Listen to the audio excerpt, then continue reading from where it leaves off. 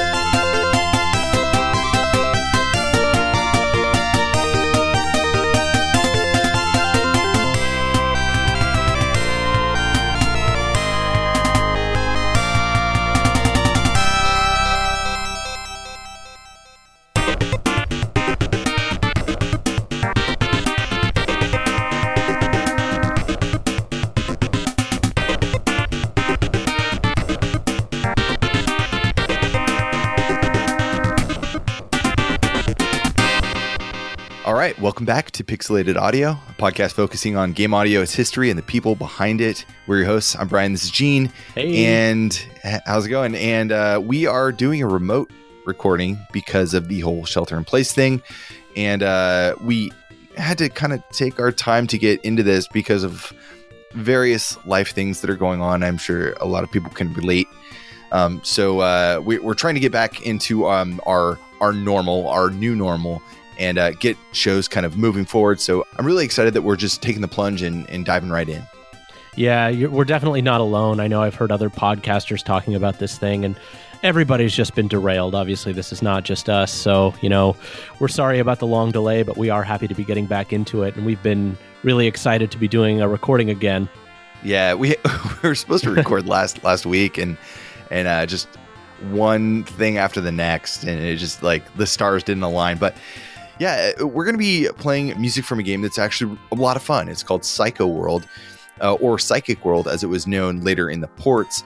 But that first track was the opening theme from the MSX using the FM or the YM2413. Yeah, and followed by the short title track, that little funky little tune. They're both together make a really upbeat sort of intro to the game. I'm really enjoying the positivity right from the get-go. Yeah, so even though this is FM, for me, I get this kind of like almost PSG like essence in there. And what I mean by that is more of like this kind of simple like square wave rather than this very, I guess, complicated timbre. And so I think kind of retaining that twinkly kind of starry effect, I think, is what makes this game really special. And we're going to hear more of that, and then also some deviation on that as we get through the soundtracks. Yeah, we're really excited about this one because it's sort of an oddball, like kind of fell through the cracks release, but it has a pretty interesting history, and it's actually got 3 different versions of the soundtrack, which it's one of my favorite things about this show is playing the different versions and hearing, how the ports were handled. So I'm excited to kind of get through a little bit more of this. Right. So we have, for example, the MSX using the FM add-on, the YM2413. We also have the PSG side of the MSX, which is the AY chip. And then we're going to be listening to the Sega Master System and the Game Gear version using the SM76489 PSG. And that's going to be a lot of fun to kind of dissect and go through that stuff together. But we'll talk more about that later. So yeah, the game came out on the MSX in 1988. And then in 1991, it came out for the SMS in Europe, Australia, and Brazil. And then also was released for the Game Gear in 1991 for Japan, US, Europe, and Brazil. So kind of a weird, eclectic release for the game, but it made its debut here somehow. We got a handheld version of it, I guess. One thing that we haven't talked much about on this podcast, actually at all yet, is the company known as Hertz. And this is kind of an interesting little company. They weren't around for very long. Yeah, actually, I don't know if we'd have many opportunities to talk about them because they really were only known for a couple of games and they folded after about 5 or 6 years, but they do have kind of an interesting history even still. So just quick footnote, a lot of this information is coming from GDRI, Game Developer Research Institute. It's a really great website. I've used it a lot in the past. And there was an awesome interview with Tsunotomo Sugawara, who's the character and graphics designer. So Hertz started in 1987. They were a subsidiary of Hertz Engineering, which was an acoustical engineering company.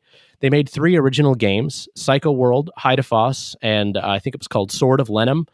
There's a few subtitles there. And unfortunately, none of those games sold particularly well, so they kind of had to migrate to becoming more of a porting house. So a lot of their work was done with this company, Sims. Sega would say, hey, we need this game ported. Can you guys get a dev studio to do it? So they took on a lot of that work. They worked on porting Outrun. They did Outrun 2019, Dynamite Duke, Tecmo World Cup. I believe all of those games were for the Sega Mega Drive.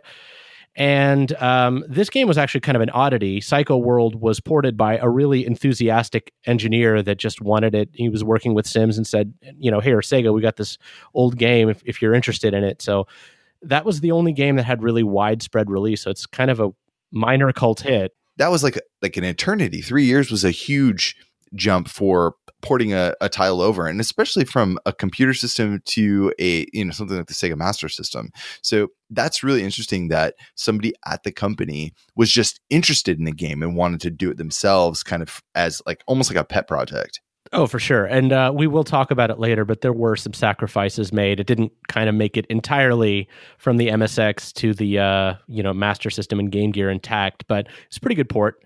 This last fact I think is really interesting. I didn't know this. I didn't know a lot of this, but in 1993, they developed the game Vey for the Sega CD, but Hertz also was dissolved that year because the port market fit, their games just weren't selling. So they were credited as Sims, as the developer or publisher, but really they only published it. And I don't know why Vey keeps coming up in my life, but I feel like random corners of the internet, just somebody will remind me that this game exists. So their biggest claim to fame is one they probably didn't even get any credit for. Yeah, that's funny. And Vey pops up for me a lot too. I really care for that game actually though. But I was a huge Working Designs fan and that's how I got it. And so that one was right in the middle for me.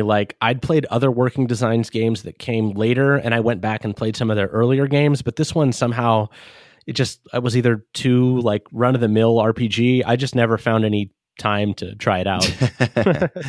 Makes sense. All right, so let's get into our next track. This is from Stage 1, also later known as Prairie, for the MSX, but this time we're going to be listening to the PSG version. And this was composed by Kenji Yamazaki and Yuko Yamazaki.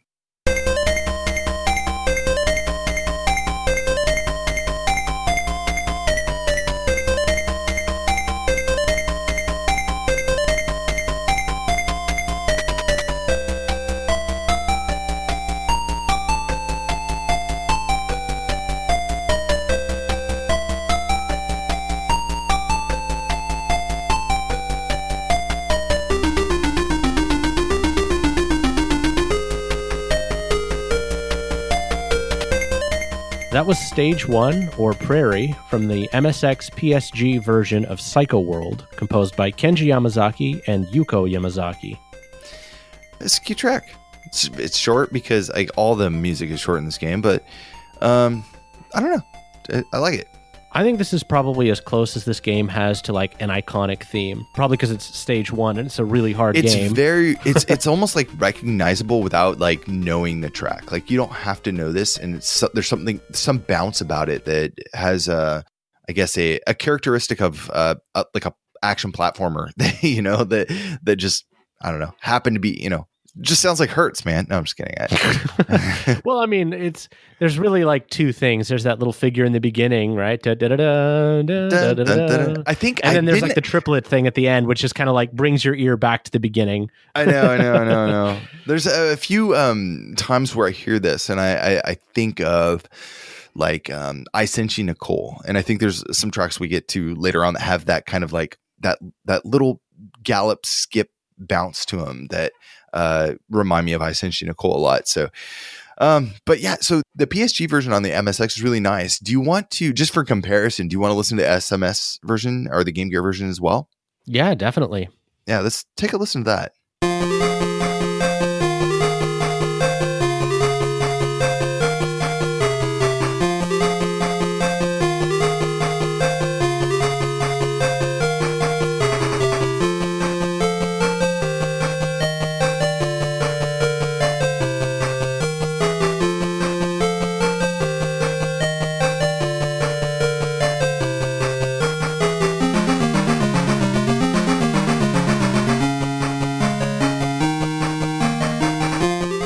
I think the SMS has got definitely a lot more feet on the ground, I guess, for the track. I quite like it even more than the MSX on this version. Me too, actually. I think this is between the two PSG versions. I prefer the Master System Game Gear version. It's got a little bit more, I don't know, the notes are longer, so I think it's got a little bit more just depth to it, as simple as this track is. Yeah. Just for completeness, do you want to play the FM version? Yeah. This is probably the only time I'm going to do this, but I think this is a short track. We can do it. Yeah, I mean, whatever. I will just play just 10 seconds here.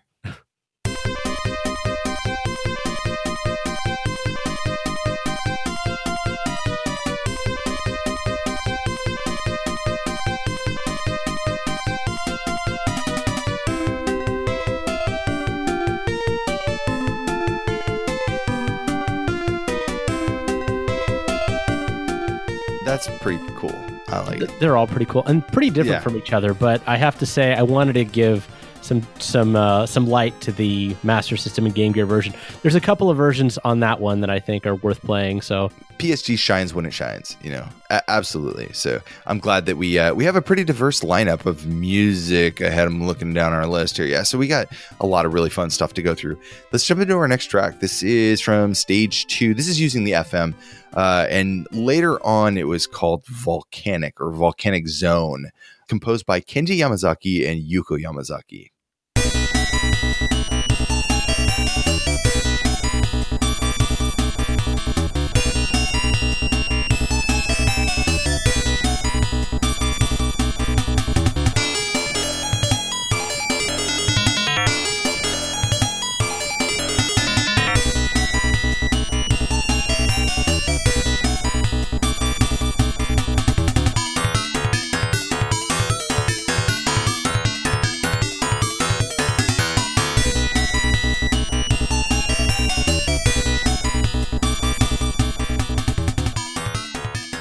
That was Stage 2, or Volcanic Area, from the MSX FM version of Psycho World, composed by Kenji Yamazaki and Yuko Yamazaki.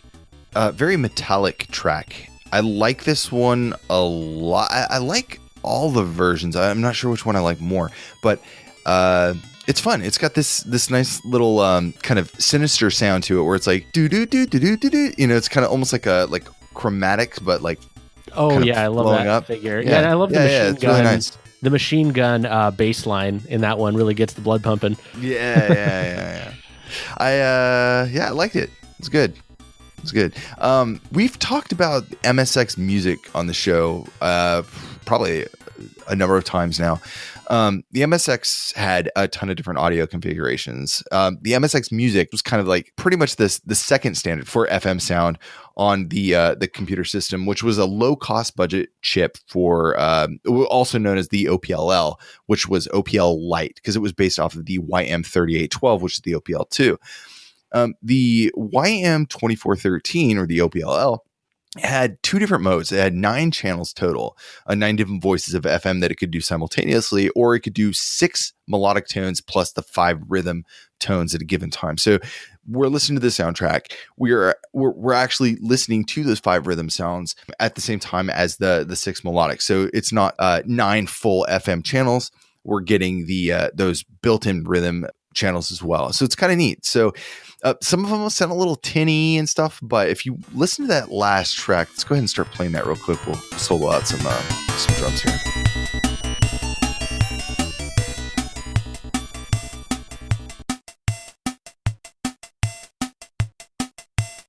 Now that's OPLL percussion at its finest right there. Reminds me of a strong bad email or two. I like how all the like the kick, the snare, ooh, little double bass in there. I like how they all have a little bit of a tone to them. Well, yeah, because it's using FM to make the drums. Meow, meow, meow. That's good stuff. Fun times. Fun times. Now, I'm really glad that this is a pretty, 2413 is a pretty, thin sounding chip, but I think they got some good sound out of it.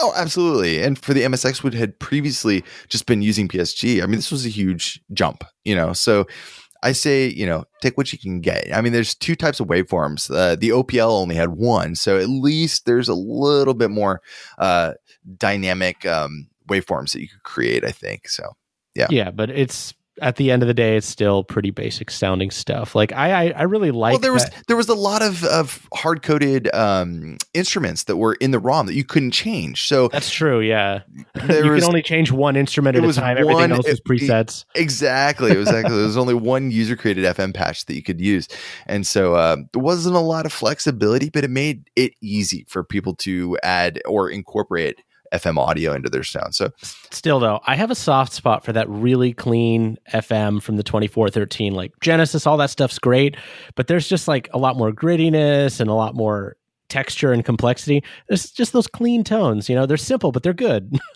Yeah. There's something too, have you ever heard 2413, live, an actual, not just through VGM rips or anything like that, but have you ever actually heard one? I don't think I have. So at least I can't remember. So an analog one, when I went over to a buddy's house who had one, that analog sound is really so warm, and because that it's never the same the second time you hear it. I mean, it sounds the same, but the slight variation, I think, is what is so endearing about FM in general. That analog sound in general, but the OPLL has this to me, and I could be off base here for hard diehards, but it has a lot more variation. So I feel like it's just this very inviting, you're ordering cookies from your grandmother, but she kind of forgets the recipe every time.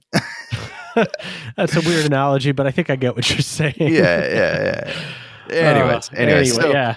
let's talk about the composers. We don't have a whole lot here. So yeah, this is kind of an odd one because we actually have the names of the composers, but surprisingly, that isn't enough information to find anything else about them. They're kind of a mystery. Usually in these early games, you have Jack Boy or whatever, some weird pseudonym. But we're right in the credits. It says Kenji Yamazaki and Yuko Yamazaki.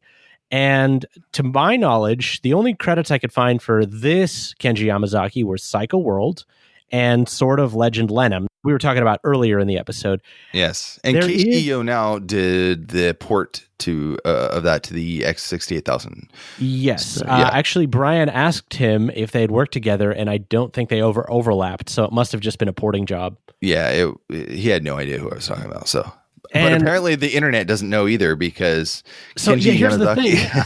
Yuko Yamazaki, same thing. I couldn't find any other credits. I found some weird PR thing on Moby Games.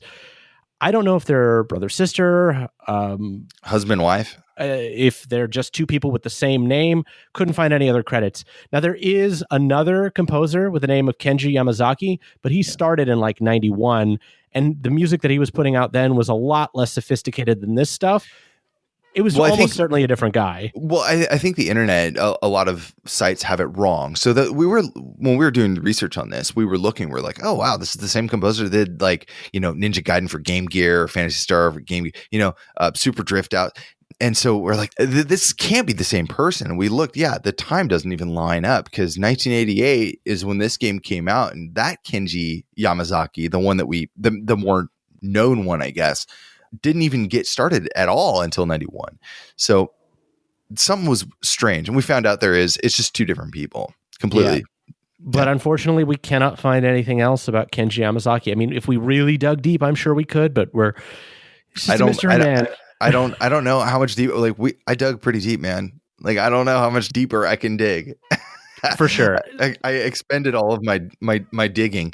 They did a great job with the soundtrack, but like based on how capable they were with FM, it's got to be a different person. But you know what? Absolutely. But like the thing is too, which is strange, is that like the music is pretty good for definitely. Just this one thing, especially the FM version, PSG on the same plot. Like they had to have had experience. Like this isn't just like a one out thing. And I mean, maybe it was a husband and wife duo or something, but like it just didn't make sense to me. That I don't know. I do have to say, the later Kenji Yamazaki, if I have the credits right, was responsible for the really bad Mega Man 2 Game Boy port, which is like completely out of tune. So there's no way they'd be producing like great FM soundtracks, and then like I can't even get these notes to sound at the right pitch. Like impossible. Well, speaking of music, let's jump into our next track. This is from Stage 3. This is using the PSG on the MSX. So let's take a listen, and we'll be right back.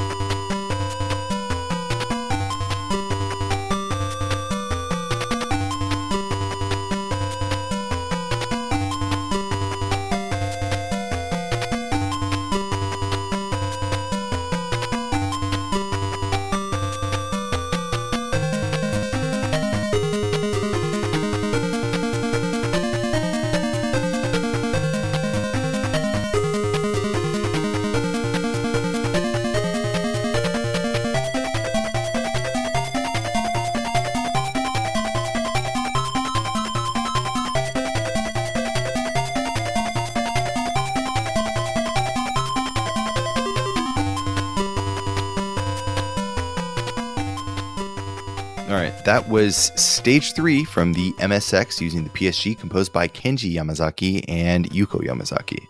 I really like this track. I picked the PSG out of the three. Like we talked a lot about this, but I think for me the PSG kind of shined, the MSX version. Absolutely. And this sounds a lot like Sonic Pocket Advance. Sonic Pocket for the Neo Geo Pocket Color. It has that has that really, really like bouncy, like whimsical PSG that is very endearing. It just feels so feels like you can connect, like you're running around in circles and doing like loops, and I really like this one. Me too, and it's a nice contrast. Stage 2 is a little bit more dark and gloomy, and this one's back to that more upbeat sound. So yeah, it's definitely a fun track. I like what's going on with the PSG on this one. Do you want to listen to some of the channel soloed out? We can kind of, especially in that faster part, I kind of want to hear it. Sure. It's like right when he gets into that. All right, let's take a listen.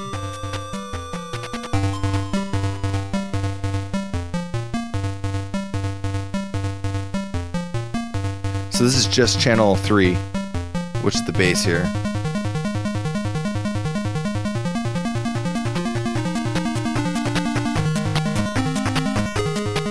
So that's interesting. Let me back this up a little bit.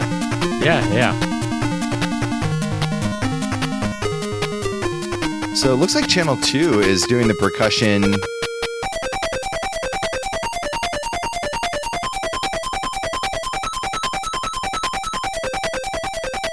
So that's just channel 2 there. That's pretty rare. Is it doing that trick where you're playing percussion and pitch at the same time? Yeah. That's why I was like, there's something cool going on there. Yeah. So anyways, very cool. Very cool, Kenji or Yuko. Or Bravo. Or both. Bravo. All right, so let's get into our next track. This is from Stage 4 on the Master System for Psychic World.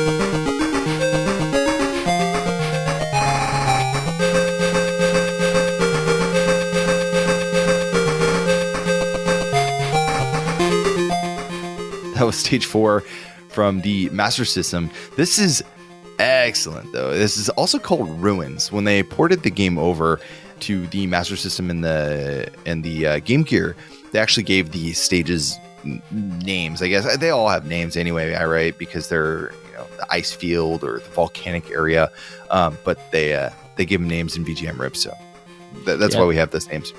This one's actually, I think, most interesting on the Master System because it was actually sped up. The other versions are like 20% slower, and I feel like that extra speed, I mean, obviously gives it a certain kind of intensity just from being faster, but I thought it was a brilliant choice. Like, can we actually play a little bit of one of the MSX versions? Let's listen to Stage 4 from the MSX, yeah.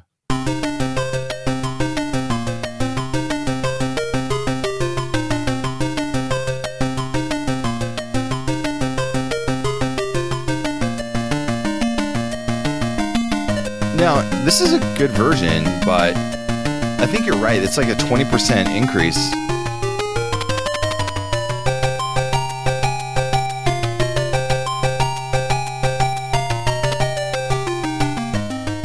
It's not like a double time. It really is like a... Yeah, I mean, they really 30, just upped 30, the tempo 40%. Up. Yeah.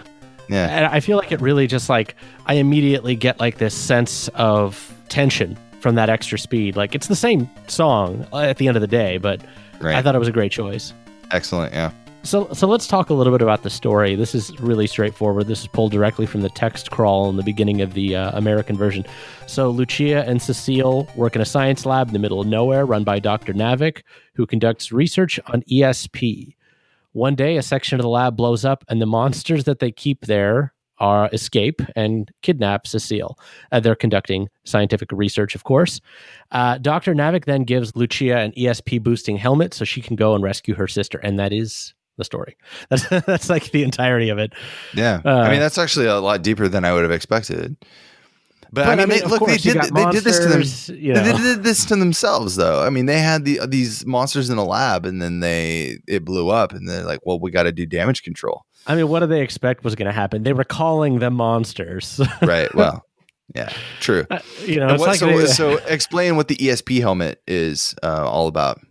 Sure. So, it's basically the science mumbo jumbo answer for why you have like attack powers. Psychic powers. So like your beam powers and all that kind of stuff. So I think when they brought the game over and they renamed it Psychic World for the European, Brazilian, US audiences, I think because it made more sense because it was more of like a psychic thing, but Japanese probably just said psycho because the meaning is probably the same. It's kind of like this ESP kind of thing, right? So I think when it was brought over, it was like, no, we shouldn't call it psycho because that has a completely different meaning. So Psychic World made a lot more sense, I guess. Exactly. But it's the same thing. It's just like ESP, extrasensory perception, essentially like being able to sixth sense, all of that, like whatever you want to call it, Yeah. It's actually a pretty simple story, but the game's pretty fun. Hard, but it's just very fun. I've only actually played the Game Gear version of this one, so it's changed a little bit, but it's an action platformer with some exploration. To me, it feels like they're cribbing some notes from maybe Metroid, a little bit of Phantasy Star. It's got that like science fantasy thing that was really popular in the late 80s. Even a little quartet in there. For sure, yeah. Especially for me, the Master System music has a very Sega sound to it, and we'll talk a little bit about that too. But so Lucia has a pretty standard attack. Just shoots a beam out in front of you, maybe like 2 character widths. It can be upgraded. Where the game is interesting is in addition to your health meter, you have this ESP bar, which you use for your special abilities. And those include attack things like fire, ice, and sonic beams, and support things like a shield and levitation powers. Right. You can recover it from collecting items and doing things like that. It's not like a super complicated game. Enemies just constantly appear. But it's very confusing because on the MSX and the Master System, I believe, the ESP meter is like this woven, almost like it's like a double helix kind of, yeah. It's very hard to make heads or tails of where you are on the meter, I guess, because like one is green, one is red, and again, they kind of flow like a sine wave, kind of crisscrossing like a sine and a cosine. It just doesn't really make it easy to know what you're like, where you are with that. But I think maybe, on the Game Gear, they had to simplify it, right? And it's just a bar. And so that was a lot easier, actually. Yeah. So the MSX version is the original, is like the most complete version. It has 8 stages. They're really sprawling, very horizontal. And one of the things that was really interesting is they introduced this sprinting mechanic. So for folks that don't know much about MSX games, a lot of them didn't really have great scrolling. So like either it would be very chunky or it would just go like screen by screen, but they wanted to showcase it. So after you run for about, a second or two, you just start sprinting and this, long, beautiful stage is scrolling by you. When they ported it to the other systems, they cut down the number of stages. So you have this weird sprint mechanic in like half the space to do it. So you just end up running at all the wrong times. Yeah, it didn't work for me. It didn't work for me at all. It felt very awkward. I think maybe if you were running straight for a long period of time and that built up after like 2-3 seconds, but like you take like 3 steps and you're like sprinting all of a sudden, the mechanic just didn't work as well, I think, as it did on the MSX. Yeah, I watched a playthrough of it, and the stages are like 2 or 3 times longer. So it definitely makes sense in those to just like feel like you're blasting through the stage, whereas it's just kind of a weird holdover. But right, I still think it's pretty cool. You definitely have to watch it more in the downsized port versions. I feel like it wasn't really necessary, to be honest, because there was enough of like platforming mechanics. There's some really nice like scenery, and it does really speak to the Metroid style where like you can kind of climb all over like weird shaped stuff, the kind of this organic material, and the sprinting mechanic just didn't really need to be there because the platforming is really kind of fun on its own.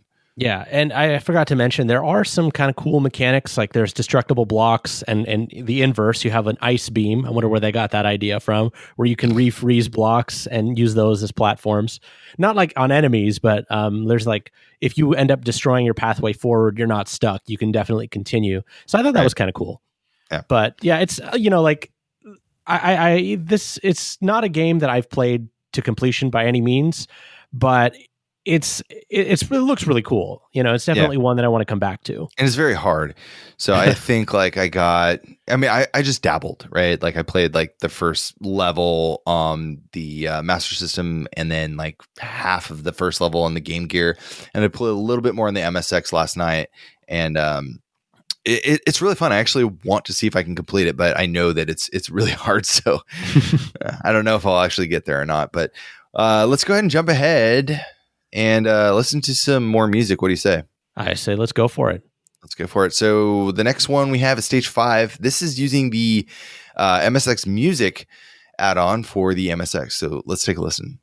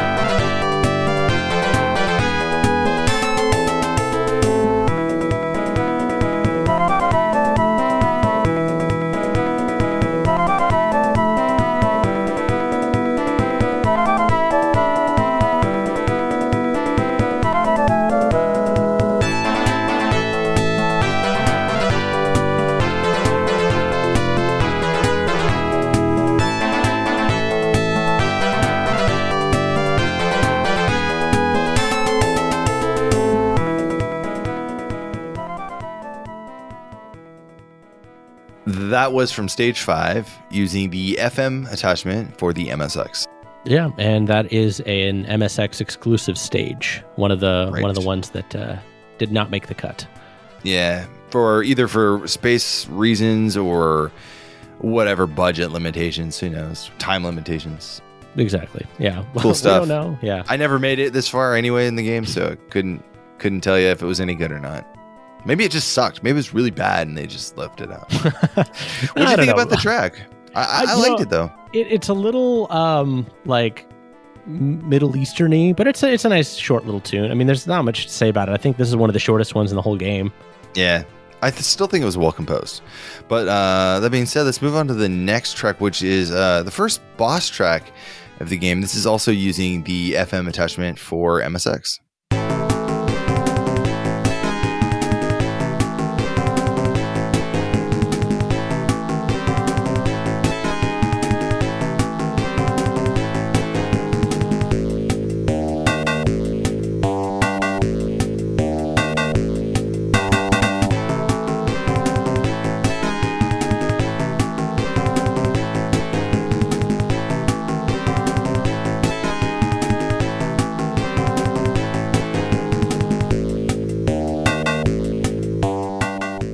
All right, that was the first boss tune from the MSX version using the FM sound source.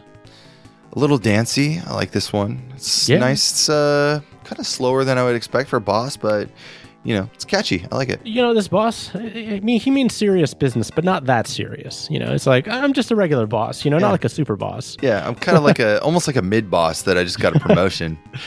No, it's got a good level. It's sinister. It's a little bit, there's some nice energy to it. I actually really like this tune. Me too. It's got that really nice beat behind it.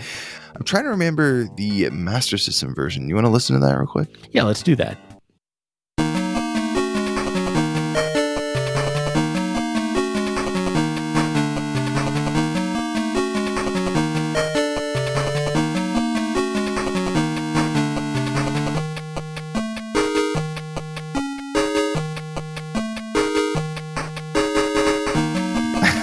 I think it was cute they had to drop everything out to make those chords work. I know. That's pretty funny. It sounds like a song that I would have written as like a little kid on a keyboard, like dun dun dun dun dun dun.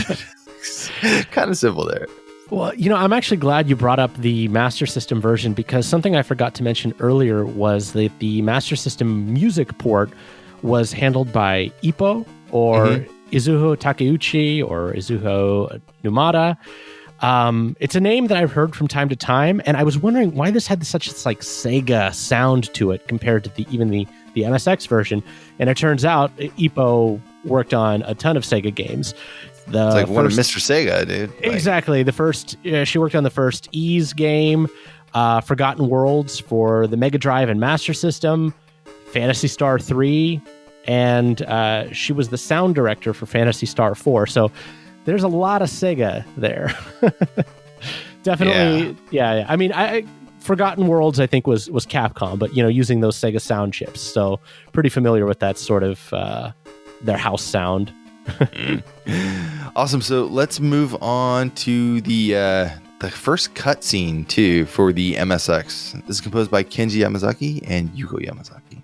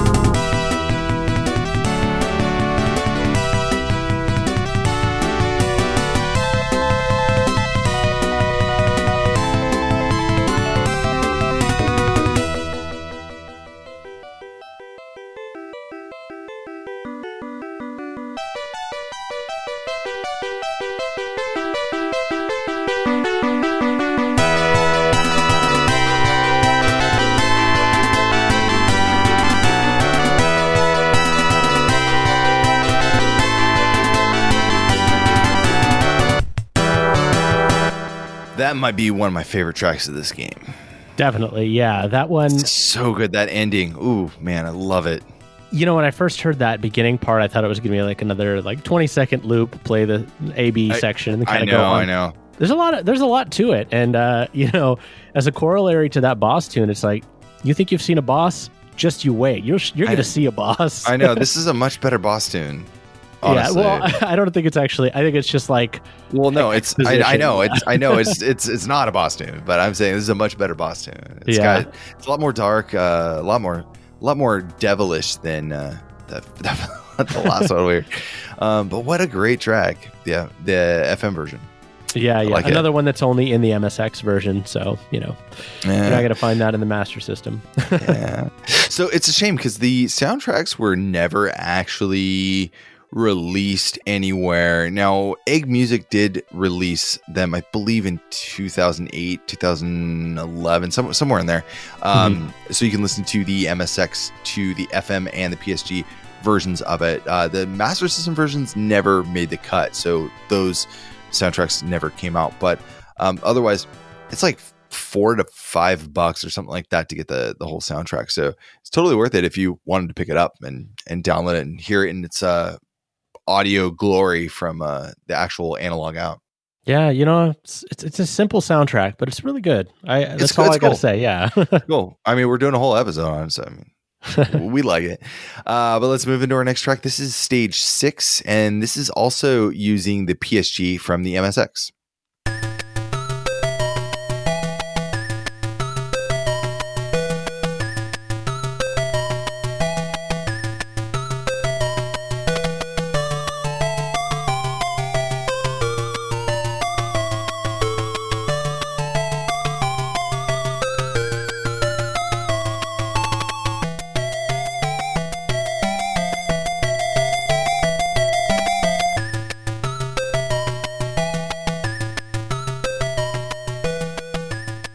Yurei-kun is back. The ghost of Yurei-kun is back. Actually, it's a silly tune. It's a little funny, but it's a little enjoyable. Whimsical, a little warbly. It's cute. What is stage 6? I'm trying to think. I don't know. I watched the whole MSX playthrough. Again, another exclusive one. And the last 3 stages are like Fortress, Building, Cyber Lab. Like they all look basically Fortress, the same. Building, other building. They don't even have names, but like I think starting with stage either 5 or 6, they're all like gray bricks or like circuitry and robots and stuff like that. Yeah, there's not a whole. Let's jump into stage 7 then. Let's do the FM version. Sounds good? Yeah, sounds good to me.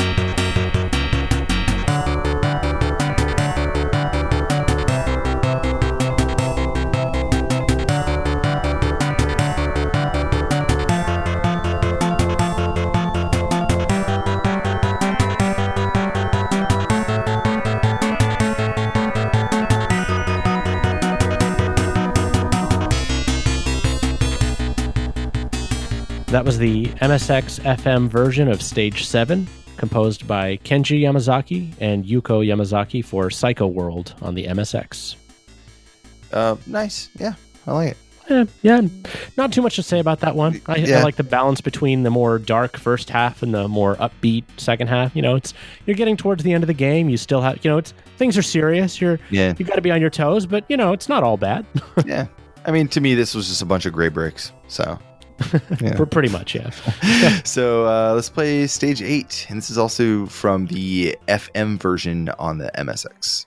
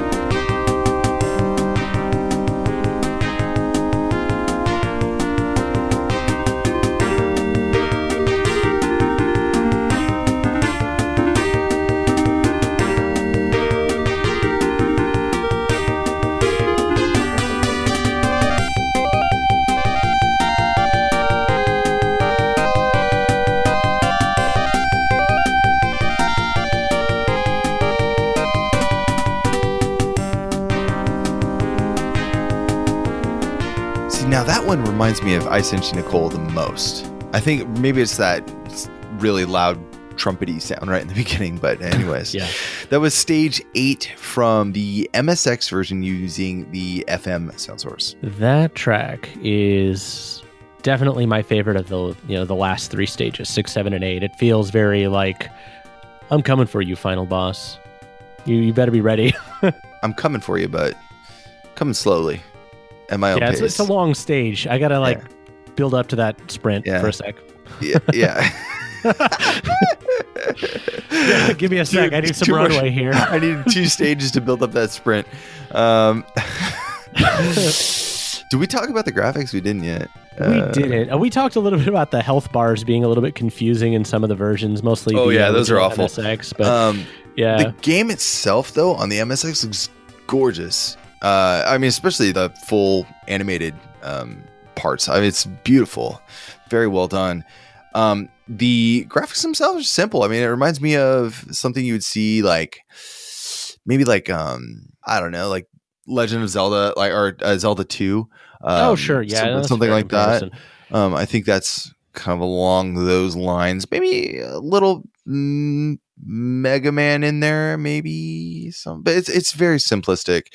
But I think that is part of the charm. I think that this would fit on. Actually, they could, if they cleaned it up a little bit and threw it on iOS, nobody would know the difference, that it wasn't, that it was made in '88. So. I have to say, the graphics, just the enemy design, especially the bosses, are really nice. One of the cool things is in that interview that I found from GDRI, they actually had some, some sketches of the original bosses, and they did a really good job of faithfully translating them into the games, and they look a little bit different in the later versions, but they all still look really good. Right. I think actually the Master System Game Gear actually look better as far as the boss sprites go. You brought that up to me too, and when I did the comparison, they actually look like really like beasts. It's very well done.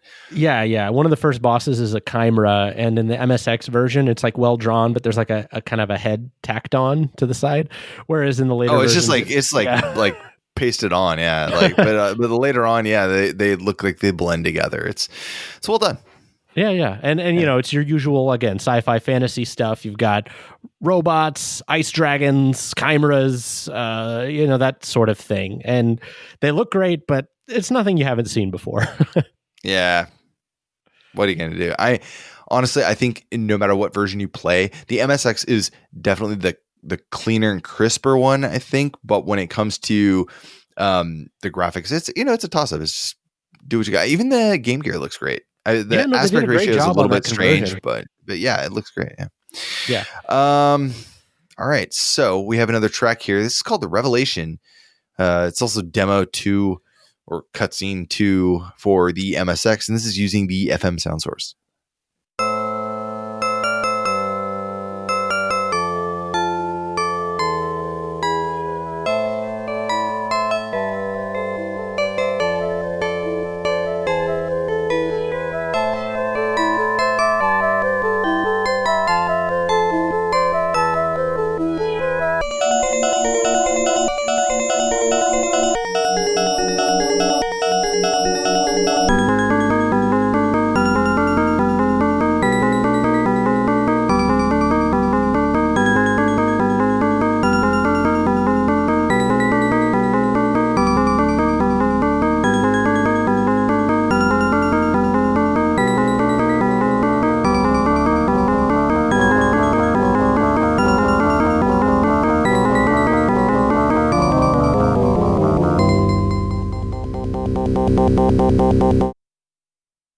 That was Demo 2, or The Revelation, for the MSX version of Psycho World, composed by Kenji Yamazaki and Yuko Yamazaki.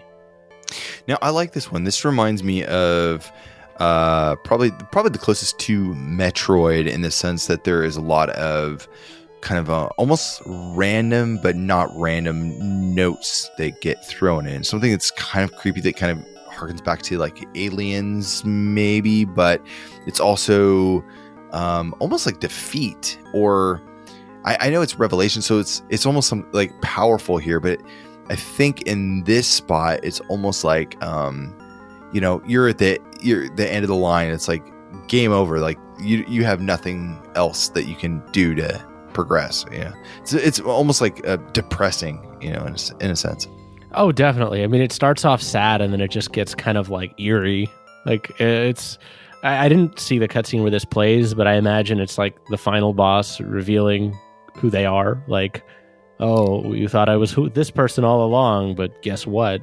It's got like that kind of mysterious quality to it that you're learning something. Since this game reminds me so much of Phantasy Star, I have to say, if you guys have not played Phantasy Star 2, don't get too attached to Nay. It's a bit of an old spoiler, but I don't know why I was thinking about that when I was hearing this track. What? Where did that come from? No, it's just like you guys aren't looking at this, but if you look up the graphics for this game, it just reminds me so much of Phantasy Star. Like it has that. It does art style to it. Yeah, especially the Master System and the Game Gear. Oh yeah, all of them really. Like your character is like classic 80s, not quite bikini headset with a with shoulder pads. Exactly. Anyways, let's get into our last track here. Last boss track anyway. It's boss 3, and this is also using the FM sound source from the MSX.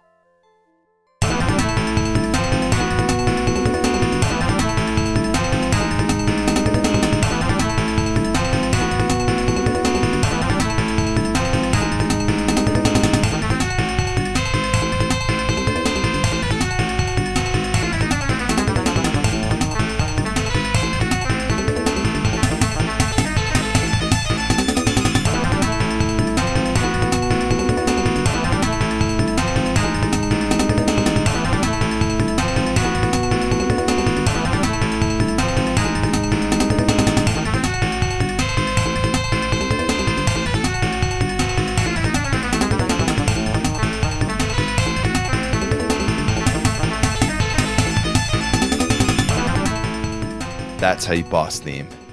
Oh yeah, that's an exciting track. That's a good one. I like it. Yeah, that was boss 3, or the final boss from the FM sound source on the MSX. Overall, it's definitely I think I've said it before. It's a pretty simple soundtrack, but I just love the energy to it. Like it has a really good sort of driving energy. Totally, it's fun. It's fun to listen to. I think I've probably listened to the soundtrack like, I don't know, 50 times since last week, because we kept thinking we were going to record every night and then we just kept pushing it back. But yeah, I enjoy it. I really do. It's a lot of fun, and I've had like random tracks pop up, and I keep going back, and honestly, every time we talk about a game that's actually both, the music's good and it's fun, it makes me want to play it that much more. I mean, I'm gonna play a game that has bad music, sure, but anytime they have the combo, it makes it that much cooler. And especially after you really kind of dissect the music and then you go back to it. So I don't know, maybe listen to some of our other episodes and go back and play those games, and really you can connect, I think, a lot to the soundtrack in a different way than you had if you had not listened to it beforehand. So that's always how my take on it, I guess. For me, what's always most fun is kind of digging in and finding somewhat unusual information. And the stuff about Hertz and the composer was definitely where I was like, I felt like there was like a little bit more here than what was just under the surface. And, I was glad to find that Hertz did leave a mark on the game industry. It wasn't too big, but they did have some cool titles. And now you can rent cars from them. Oh, sorry, that was a bad dad joke. Yeah, I think that might be a different Hertz, and I think the Kenji Yamazaki that works there is a different one. Yeah. So just anyways, sorry. I knew I wasn't going to make it through the episode without that.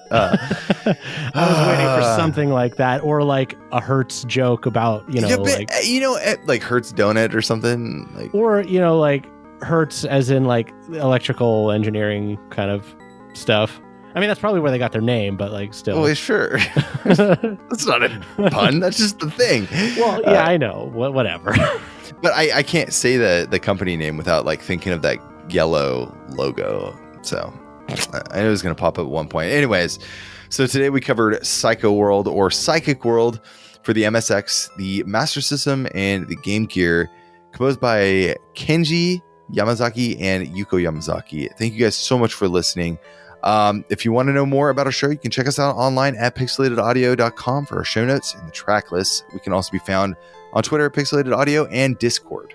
Yeah, and if you want to chat with us more, go onto the Discord. Let us know what you're thinking about. Even though we haven't posted episodes in a little while, we've had people posting in there over the last couple of months. It's great fun. We have all sorts of conversations about, we're talking about Streets of Rage 4 for kind of a while when that game launched, and the Discord keeps me grounded. It keeps me grounded. I feel like I like to catch up and read. People are still around. Yeah, I know. Yeah, it's been so weird the last couple of weeks, I gotta say. So last couple of months, man. Yes, whatever, man. every day is Monday. So I know. That's how I feel. I know. But now that we have our at least this episode, hopefully our cadence will start up again. I've actually had more fun today than I had probably the last 2 months. So yeah, hopefully we get up. I've definitely needed this to kind of get a little bit back to normal. And if you like our show, normally we have some previous episodes, but just check out our most recent ones. The They Create Worlds one. It's a really awesome show. We talked about the early days of video game music prior to the VGM that we all know and love. And, we uncovered some really cool stuff there. Kaze no Tom before that, if you like hot air balloons, if you like chill jams. And our patron saint, Harold Hardtooth, right before that. If you like games about teeth. Yeah. I don't know why you would utter those words, but if you like game music about teeth, yeah, even better. We got you covered. Yeah. If you do a Google search for Harold Hardtooth, we're one of the top. Yeah, something to be proud of, I guess, till the end of our days. You're gonna find us. And of course, our interview with Anders Svensson for Alex 4. That was a really, really fun show. Cool. That was cool. And then Kobayashi was even further back, and man, it's Megan McDuffie. Yeah, Chibi Tech. So many good interviews and shows we've done over the last while. And we got a lot of. So we kind of hit the ground running. We got a lot of stuff already lined up, which is going to be great. So I'm excited to go through that stuff as well. If you like the show and you want to help support us, go to Patreon. But right now, we're not accepting donations because of the whole COVID-19 thing. We have paused all of our donations for at least the next few months, just because right now everybody kind of needs their own kickback, and I think that our way to kind of give the love back is to just get back in the saddle and make more episodes, I guess. We will resume that eventually, but in the meantime, if you want to subscribe to our Patreon, you won't be charged, but we appreciate it. That just shows that you care. Yeah, tell your friends the usual stuff. We just do this for the love of the music. The donations are great, but for right now, we know that there are other people that need it more. So we're just trying to be as nice about it as we can. We don't want anybody hurting right now any more than they have to be. Exactly. And hopefully you listen to this show just for the love of the music. So Gene and I, we're not cool. What? We're not hip. No, we're definitely not that, for sure. Anyways, we got one track taking out the show.